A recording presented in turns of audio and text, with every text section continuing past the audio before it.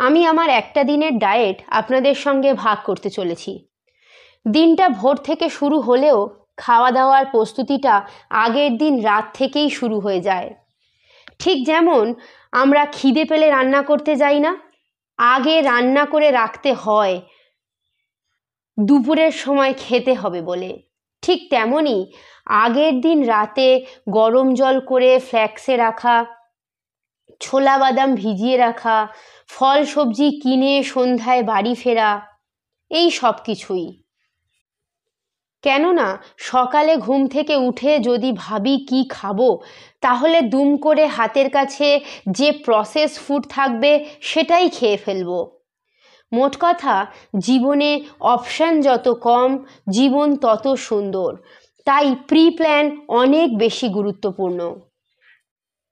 কিছু মানুষের ধারণা ডায়েট মানে না খেয়ে থাকা, আবার কিছু মানুষ ভাবেন এত সময়ে সময়ে খাওয়া অসম্ভব। টাইম মেনটেন করে খাওয়া শুধুমাত্র সেলিব্রিটিদের জন্যই প্রযোজ্য।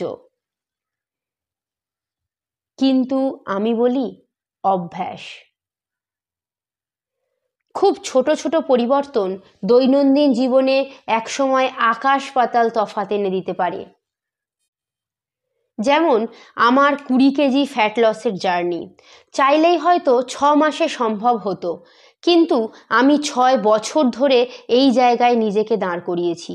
কেননা হঠাৎ করে যেটা হয় সেটা হঠাৎ করেই বিলীন হয়ে যাওয়ার সম্ভাবনা থাকে 90%।